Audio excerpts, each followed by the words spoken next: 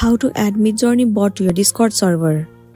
So the very first thing you want to do is to head over to your application Discord and make sure you are logged into your specific account. Now tap on this plus icon to join the server. Tap on join a server at the bottom.